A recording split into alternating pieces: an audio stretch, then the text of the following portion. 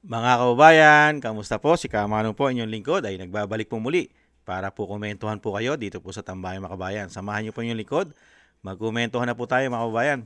Ito po mga kababayan, nasaktan po. Nasaktan po ang mga bayarang mainstream media di umano. Ang mga bayaran ay nasaktan po dahil po sila ay laging nababanggit ni Attorney Kapman. Hindi po ba? Laging special mention po sila sa kanya pong privilege speech dyan po sa ICC. Hindi po ba ngayon? Tinanong po ng mainstream media kung bakit daw po laging kinikriticize sila, ito pong mainstream media. At sinagot naman po sila ni Attorney Kapman. Bago po natin pakinggan yung mga banat ni Attorney Kapman doon po sa ICC, ay unahin po muna natin na itong tanong po ng mainstream media na sinasabing the media always criticize, mga kabayan. Sinasabi, why the media you always criticize? Ano po ang sagot ni Atty. Kapman? Pakinggan po natin. Ito po mga kababayan, umpisa na po natin. Why do you always criticize the media in all of your presentations from day one to day? Why does the media always criticize my clan? Full stop, end of story. Next question. Tama nga naman, di ba? Tapos ang istorya, sinasabi ni Atty. Kapman, bakit? You always criticize my client. Hindi ba? Always. Mula umpisa. Hindi ba? Mula po nung pinababagsak po nila ang pamilya Duterte. Hindi ba? Dahil alam na po natin ngayon, nakasama po pala ang media sa nakakatanggap ng mali-maleta. Di umano, ayon po yan sa ating mga soldiers, sa ating po mga ex-marine. Hindi po ba? Kasama rin po pala ang media na nakakatanggap ng mali-maleta galing po sa pagnanakaw nila. Di umano. Hindi po ba? Kaya sinasabi po ni Atty. Kapman, Why always my client, you know? Always my client criticize, you know? Di ba? Lagi niya always sabi niya sa media, always criticize my client. Hindi po ba? Dahil nga po laging special mention po ang media. Hindi po ba? Dahil nga po, sino po ba ang kauna-unahang naninira para po kumalat ng kumalat ang sinasabi po na ang ginawa ni dating Pangulong Duterte na war on pulburon ay napasama ang Pilipinas. Hindi po ba napabuti? Sino lang po ang talagang nagkikriticize? Di po ba? Number one po, media, nagpapabagsak. Umano, lalong-lalo po nung panahon ni Reza. Hindi po ba nung panahon ni Reza? Ano po pinapakalat nila dyan? Mahigit 30,000. Hindi po ba ang natsugi raw? Ito po mga kababayan, always special mention po ang media. Ito po mga kababayan, ang sinasabi po at masama ang loob ng mga bayaran daw po ng mainstream media. Special mention lagi sila, ang mga bias media. Lalong-lalo daw po di umano ang ABS-CBN, GMA7 at TV5. Ang TV5 mga kababayan. Alam naman po natin, mga nasagasaan po kasi yan noong panahon ni dating Pangulong Duterte. Lalo-lalo po ang ABS-CBN. Di po ba? Nawala ng prangkisa dahil po sa patong-patong po mga anomalya at pagkakautang papayata o pagkakautang pa sa gobyerno. Ito po mga kababayan, umpisahan po natin to. Pakinggan po natin si Atty. Kapman.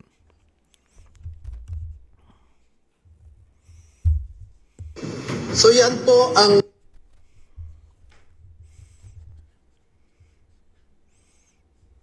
Very much, Your Honour. Now, before I start, I would like to make one general comment, and it's a comment which every defence counsel who appears before this court is obliged to make. So, if the mainstream media in the Philippines and the NGOs reporting on his case today report anything about the defence's submissions, I hope that they will at least communicate the following faithfully. The defence does not disrespect the soul of any deceased person, nor does it make light of the loss of life. Any criticism made by us today will not be levelled at the loved ones of those such as the tearful relative who I saw in the gallery here on Tuesday. The defence's criticism will be confined only to the prosecution's document containing the charges, which governs these proceedings, not what has been reported elsewhere in the media. it's not the defence's role to give an alternative narrative, nor to give an explanation for the facts and figures presented by the prosecution. The defence's role is simply to persuade your honours that Mr. Rodrigo Duterte should not remain in detention for years to come, simply because the prosecution cannot make out substantial grounds to believe that this individual committed the crimes with which he is charged. Now, Mr. Julian Nichols confidently said the other day that you can ignore Rodrigo Duterte's speeches. Disregard every speech ever made by Mr. Duterte, he said. Throw them all out. There is still ample evidence of the substantial grounds based on the other evidence. That's transcript T4, page 45, lines 5 to 6. Helpful advice from no less than the day-to-day prosecutor in charge of this case, because we will show that the evidence is not substantial, rather totally inadequate. But in any event, since I can leave no stone unturned, I now turn to those speeches. Now, if there's one thing that I've learned from the domestic media coverage of this case, it is that journalists and their editors have a tendency to fixate on the salacious elements of a person's speeches while ignoring the less interesting parts. And so it was with Rodrigo Duterte. The prosecution has had its opportunity to show you a selection of these speeches and seems to believe that the more they show, the greater the chances of convincing your honours to confirm the charges. But what the prosecution has not told the public is that in its document containing the charges, which governs these proceedings and nothing else, it has only supplied 20 of these speeches as proof of criminal intent. And as I mentioned in my opening statement, 10 of these speeches, including 2 referred to by the deputy prosecutor, actually contain an exhortation to the use of lawful self-defense. Thereafter, we found a further 35 speeches, which will be found at tab 9, 11 to 26, 29 to 35, 37 to 41, 43 to 46, 137, and 152. Now, this is obviously not a competition. The point we really merely wish to make is that relying on the former prosecutor's speeches as a means of proving criminal intent is impossible. Now, I'd like to go back to that one speech which I promised the other day to show you. This is a speech, the second speech that the deputy prosecutor referred to in his opening statement. And this refers to the responsibility that Mr. Duterte said that he would shoulder, promising to shield rogue officers from prosecution. If we may, the first of these speeches, and I quote what the deputy prosecutor read from this speech. So that police is under the DILG, so I have to believe the story of the police, for simply they are my subordinates and I am ultimately responsible for their deeds. Now let's look at what the deputy prosecutor didn't state from the same speech. And the order is simply this: go out, arrest them if you can, but if there is no peaceful method of doing it and you're presented with violent resistance, thereby placing your jeopardy in your life, you shoot, well, the son of the bitch. Mr. Duterte's language, obviously, but nevertheless an exhortation to lawful self-defense. Let's have a look at another one of the prosecution's speeches mentioned in their pre-confirmation brief. Once again, on shielding criminal agents from prosecution. I quote, this is, I apologize, PHL OTP 00001127 at page 5.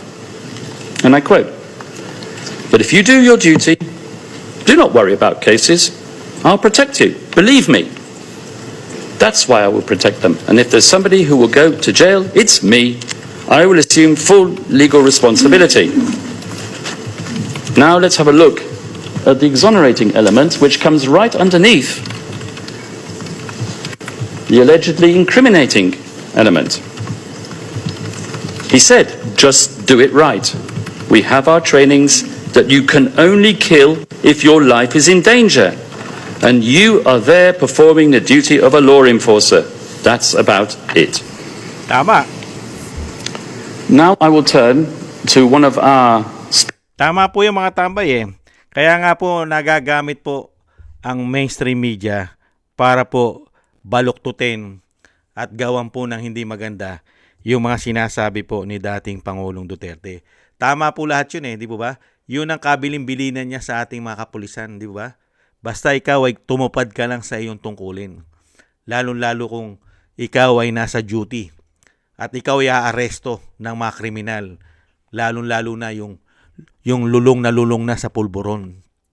At kung sila ay aarestuhin mo at sila ay lalaban at manganganib ang buhay mo.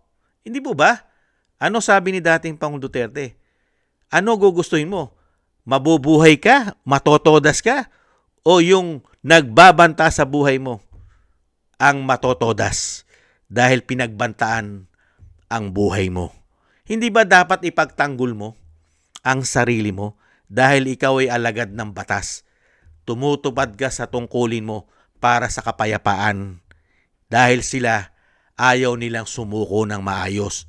Hindi ba? Lalo-lalo kung lumalaban ito. Hindi po ba? Kaya nga sinasabi ni dating Pangulong Duterte, 100% susuportahan kita. Handa ako magpakulong sa inyo. Basta yung trabaho nyo ang gawin nyo. Trabaho. Protektahan nyo ang Estado. Protektahan nyo rin ang sarili nyo kaysa malagay sa panganib ang buhay ninyo. Hindi po ba? Dahil ang dating Pangulong Duterte, lalo-lalo po sa mga lingwahe, dahil alam naman po natin ang dating Pangulong Duterte, yung kanyang mga language. Di ba? Sinusundan niya lang kung ano po ang lingwahe ng mga kriminal. Meron siyang pagbabanta, pero naaayon pa rin sa saligang batas at sa batas na dapat sumunod ng mga tao, lalo-lalo po kung ikaw ay gumagawa na ng mga illegal, ay dapat kang arestuhin. Ngayon, kung lalaban ka nga naman, manganganib ang buhay mo. Dahil hindi ko gustuhin na alagad ng batas na sila ang matsugi. Hindi po ba? Pero pagdating po sa mainstream media, napakarami na pong ginagawa nila para lang po masiraan ang kredibilidad, lalo-lalo po ang ginawang programa na nakatulong po ng 6 na taon sa ating bansa, ang programang War on Pulburon. Nagkaroon po tayo ng kapayapaan. Hindi po ba? Dahil po dyan, gumanda ang tingin sa atin ng buong mundo, ng kalapit bansa natin, ng western, ng north, at halos buong mundo ay humanga po sa ating bansa dahil nagkaroon po ng kapayapaan at naging safe ang ating bansa. Kaya nga po dinumog ng turismo eh.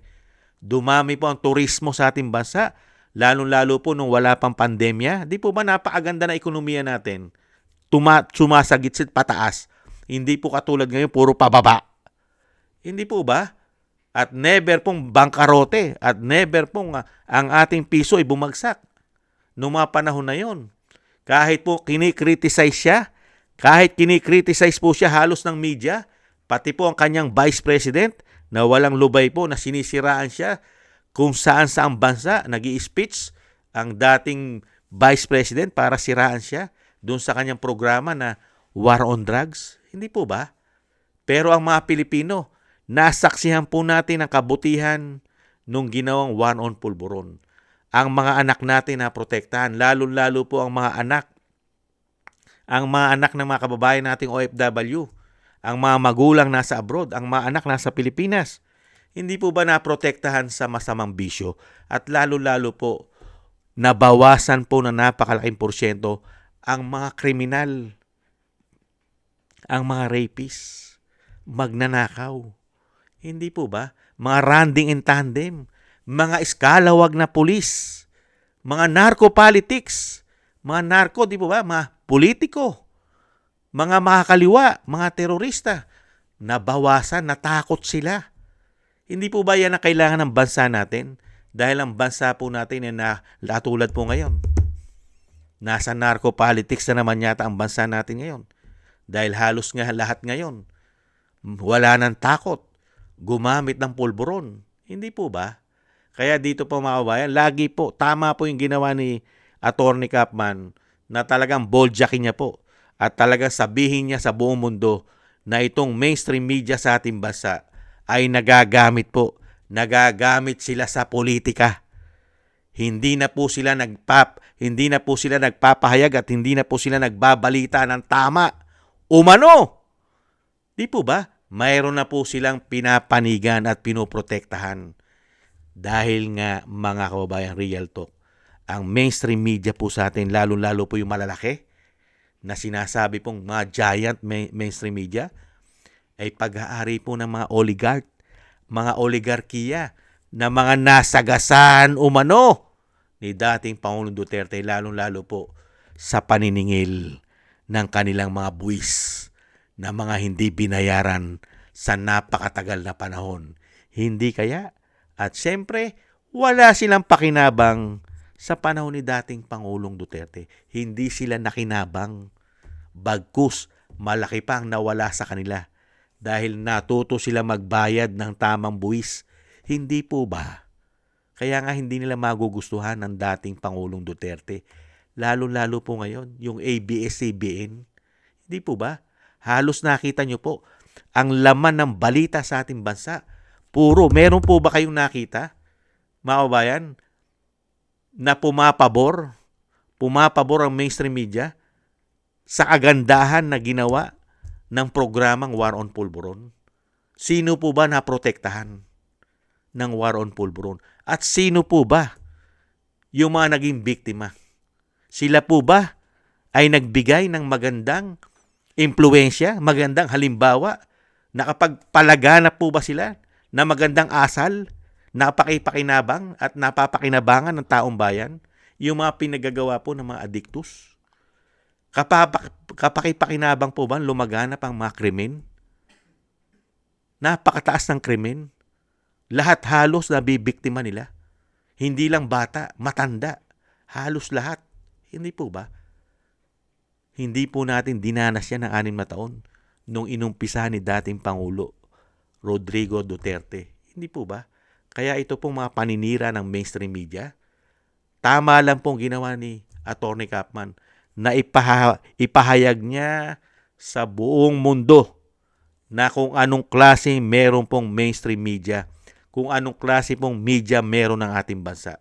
Katulad po ngayon mga kababayan, putok na po na pati po ang malaking mainstream media umano ay kasama po pala ayon sa ating mga Marines. Kasama po sa nadidilibiran ng male-maleta na basura na punong-puno ng pera di umano. Kaya po tayo nagpapasalamat kay Attorney Kapman. Kaya nga po binoljak niya po ang mainstream media. Ano po sabi niya sa media? Always criticize my client. You know, why you always criticize my client? Di po ba? Kayo, lagi niyong kinikriticize si dating Pangulong Duterte. Never kayo nagbalita na magandang ginawa. Never niyong binalita ang mga magagandang ginawa ni dating Pangulong Duterte. Puro pagpapabagsak, paninira. Mas kinakampihan nyo pa ang masasamang tao. Mas kinakampihan nyo pa ang makakaliwa na wala namang ginawang maganda sa bayan. Kung hindi, madisgrasya pa ang aming mga anak. Di po ba? Namamatay ang aming mga anak dyan. Lalo-lalo po pag na-recruit nila. Hindi po ba? Kaya nakita nyo po mainstream media, kumakampi sa mga masasama. Ayaw kampihan yung nagbibigay ng magandang programa at seguridad sa ating bansa. Nakita nyo ba kinampihan? Yung gumawa ng kagandahan, kabutihan, kapayapaan, at ibinangon ng ating bansa sa buong mundo, kinilala at nirespeto tayo, ibinabalita po ba ng media yan? Yung mga magagandang nagawa ni dating Pangulong Duterte sa kanyang 6 na taon na panunungkulan na never bumagsak ang kanyang approval at trust rating sa bansa? Ipinagmalaki po ba ng media yan? Na never nag-negative ang approval at trust rating mula na umupo hanggang matapos si dating Pangulong Duterte. Ngayon, ano po ngayon ang nanunungkulan ngayon? Negative. Hindi po ba? At puro korupsyon. Walang nagagawang malalaking programa. Hindi po ba? At ang nakakahiya, nakipagsabwatan pa kayo, di umano. Kasama pa kayo sa nagpapabagsak. Pati ang ICC na kumukolekta at nababayaran ng buwis ng taong bayan, di umano. Ayon po sa ating mga Marine. Pati ang dating DOJ Secretary na Ombudsman ngayon, sa bahay pa niya nagmi-meeting para pagplanuhan kung paano mapabagsak at makidnap, di umano, kasama ang media. Hindi kaya? Ayon sa ating mga Marine, ganyan po katindi, kasystematic, kasindikato po. Kaya tayo'y natutuwa dahil laging special mention po ang malalaking media sa ating bansa, mga kababayan. Tama po yun. Wala pong nakita ang taong bayan na pinuri nila at pinagmalaki ang ginawa ni dating Pangulong Duterte ng 6 na taon. Ekonomiya, pagtugon, at napakagandang ginawa niya. Lalo-lalo po noong COVID-19, napakagaling niya po na tayo po ay mabuhay, majority ng Pilipino'y buhay sa kanyang galing. Hindi po ba? Hindi tayo nagutom, hindi tayo pinabayaan kahit walang trabaho, lockdown. Meron tayong kinakain, pinoteksyonan tayo, meron tayong gamot. Hindi po ba? Nabuhay tayo, pero never ipinagmalaki yan ng mainstream media. Hindi nila binabalita yan. Hindi po ba? Yung pagtugon ng mga ginawa ng terorista sa Marawi, hindi nila pinagmalaki yan. Lalong-lalo po yung ginawang kalinisan sa Manila Bay, sa Ilog Pasig, at sa Boracay. At isang damukan na build na programang natapos. Never ipinagmalaki ng media yan. Ang ginagawa po, yung sinasabi ni Atty. Capman, puro pang paninira, criticize sa dating Pangulong Duterte. Muli po mga kababayan, nagpapasalamat po tayo kay Atty. Capman dahil nakita po ni Atty. Capman ang kabulukan at pamumulitika ng ating malalaking mainstream media sa ating bansa. Kasama po sila sa namumulitika, sa gustong pabagsakin na nag-uutos sa kanila o nagbabayad sa kanila, di umano. Mabuhay po kayo, Atty. Capman. Maraming salamat din po mga kabayan sa nagusto po natin tambayang makabayan sa YouTube at TikTok. At ganoon din po sa ating mga subscribers. Maraming salamat po sa inyo. Mabuhay po kayo. At sa patuloy pong nagsusubscribe, thank you po. Maraming salamat po. At sa mga nagko-comment, like, share, and subscribe, thank you po sa inyo. Shoutout po sa inyo lahat. At syempre po, maraming salamat po sa mga nagbibigay po ng tulong at biyaya. Shoutout po kay Mila Yi, kay Tatay Nick ng Canada, kay Eric Hershaw ng Canada, kay Annie Jo, ako si Pilam, Gay at Shena, kay Balance Vision TV, Jesus Valdepena, Kingston ng Hong Kong, Jake Yahut ng California, USA, Gina Ray ng Berlin, Germany, Julieta Sileona ng Sydney, Australia, Baby Roman at Ate Isa ng Cagayan. Ingat-ingat po kayo, lalo-lalo po sa inyo pong mga paggawa. Maraming salamat po. At syempre po mga kabayan, yung dasal at panalangin po natin na tayo pong lahat ay maingatan ng ating mga Marines. Syempre po, at ang pamilya Duterte at ang ating buong sambayanan ay maingatan po tayo lahat sa kapahamakan. At madugtungan pa po ang buhay at kalakasan ng dating Pangulo. Maraming salamat po, Atty. Capman. Mabuhay po kayo at ingat din po kayo at maingatan po kayo sa kapahamakan. At muli po mga tambay, taste lang po tayo. God bless po sa inyo lahat. Bye-bye!